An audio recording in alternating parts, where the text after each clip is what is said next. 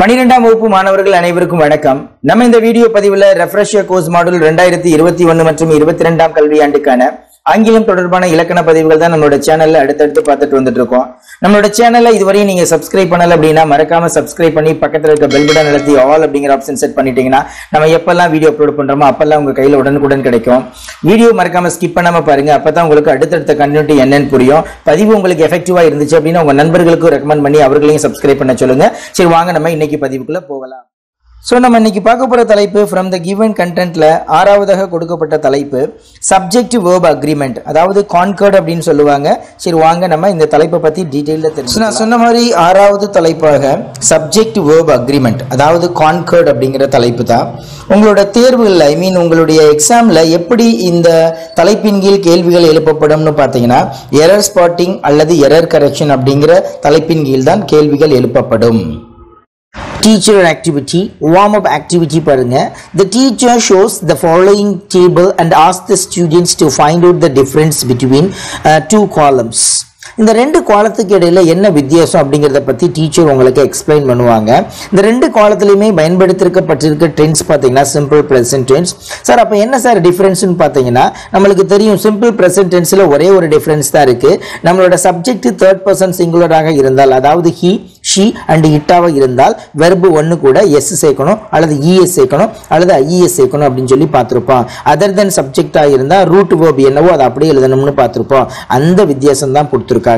இதுல மெயினா கொடுக்கக்கூடிய டிஃபரன்சியேஷன் பாத்தீங்கன்னா சிங்குலர் அண்ட் ப்ளூரல். சிங்குலர் அப்படின்னா உங்களுக்கு தெரியும் ஒருமை, ப்ளூரல் அப்படின்னா பன்மை. அப்ப இந்த சிங்குலர் ப்ளூரல் அப்படிங்கிற டிஃபரன்சியேஷன் எதுல வரும்னு பாத்தீங்கன்னா ஆன் நவுன்ஸ் அப்படிங்கிறது தான் வரும். பாருங்க, ஏ காலத்துல this boy sings well. The word this boy அப்படிங்கிறது singular. An apple tastes sweet.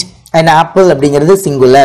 Her friend stays here. Her friend அப்படிங்கிறது singular. அதனால தான் verb ஒன்னு கூட எல்லாத்துலயும் s, es, ies சேர்த்திருக்காங்க.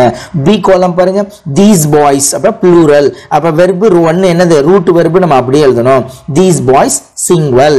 Apples taste sweet. Her friends stay here. Again I repeat you, வித்தியாசம்னு பார்த்தீங்கன்னா அந்த ஒருமை பன்மை வித்தியாசம் தான் இந்த given tableல. Teacher activity 1 பாருங்க. The teacher explains the topic subject verb agreement by explaining that the subjects and verbs must agree with one another in number.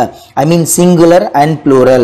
அதாவது இந்த பெயர் சொல்லுக்கும் வினை சொல்லுக்கும் இடையேயான ஒரு ஒற்றுமை என்னன்னு பார்த்தீங்கன்னா depending upon singular and plural. I mean the number பொறுத்து தான் இருக்கும். அங்க கொடுக்கப்பட்ட பெயர் சொல்லானது ஒருமையில் இருக்கிறதா அல்லது பன்மையில் இருக்கிறதா அதை பொறுத்து தான் verb singular-ஆ plural-ஆ அப்படின்னு நம்ம டிபெண்ட் பண்ணணும் அப்படின்னு சொல்றாங்க. பாருங்க, கண்டினியூ பண்ணிக்கலாம். Thus, if a subject is singular, its verb must also be singular. அப்ப subject singular ஆ இருந்தால் verbum singular ஆ தான் இருக்க வேண்டும். Whereas, if a subject is plural, its verb must also be in plural. அப்ப subject plural ஆக இருந்தால் verbum plural ஆக தான் இருக்க வேண்டும். இதுக்கு பேர் தான் grammatical agreement அல்லது concord அப்படின்னு சொல்றாங்க. Then, she or he presents the rules for concord. அதாவது உங்க டீச்சர் உங்களுக்கு எக்ஸ்பிளைன் பண்ண போறாங்க இந்த கான்கர்ட்னா என்ன அப்படின்னு சொல்லிட்டு. கிட்டத்தட்ட 8 kinds of rules இருக்கு. நம்ம இந்த ரூல்ஸ் பத்தி ஒன் பை ஒன் பார்க்கலாம். ரூல் 1 பாருங்க, when two subjects are joined by and the verb is plural. அதாவது இரண்டு பெயர் சொற்கள் இணைந்து by using the word and அப்படின்னா we should consider the verb is plural. Example பாருங்க, rice and wheat or the staple foods in India. Second rule பாருங்க, when singular subjects represent one collective idea, a singular verb is used. அதாவது ரெண்டு singular subjects இருக்கும் but represent a collective idea அப்படின்னா verb should be in singular. Example, slow and steady. Slow, steady ரெண்டு ஒரே representation தான். It's a collective idea, so verb is singular. Result பாருங்க, wins the race. Rule 3 பாருங்க, when two singular subjects are practically synonyms.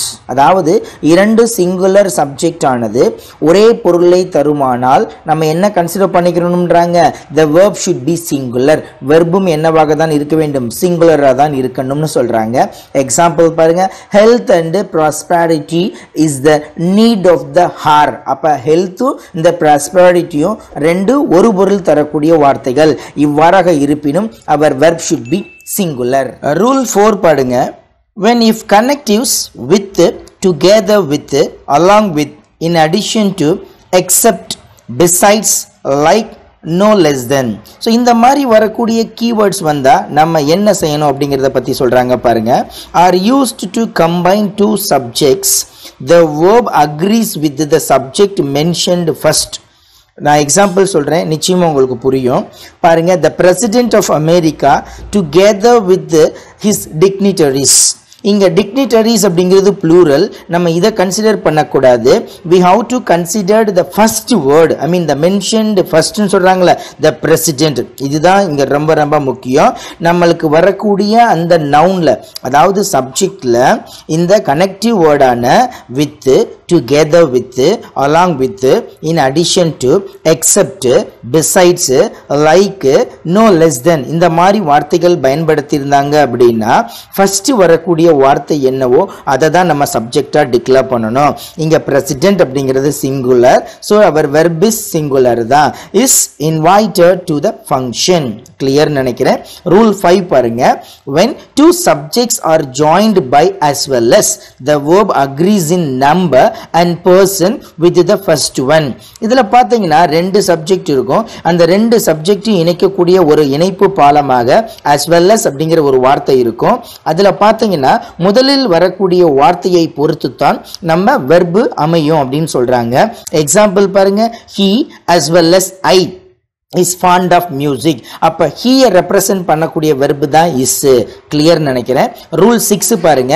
when two or more pronouns, அதாவது இரண்டு அல்லது இரண்டுக்கு மேற்பட்ட பிரதி பெயர்ச்சொற்கள் in the singular or connected, அதாவது சிங்குலராக இருக்கும், அது கனெக்ட் ஆகும். அந்த கனெக்ட் ஆகக்கூடிய வார்த்தைகள் பாருங்க, or, nor, either or, neither nor. they take a singular verb. அதாவது இரண்டு அல்லது இரண்டுக்கு மேற்பட்ட பிரதி பெயர்ச்சொல்லானது இந்த இணைப்பு வார்த்தைகளால் இணைக்க பெறுமானால் வெர்பு என்னவாக தான் இருக்க வேண்டும்? சிங்குலர் வெர்பாக தான் இருக்க வேண்டும்னு சொல்றாங்க. எக்ஸாம்பிள் பாருங்க, neither Kiran nor her brother is to blame. Rule 7th one பாருங்க.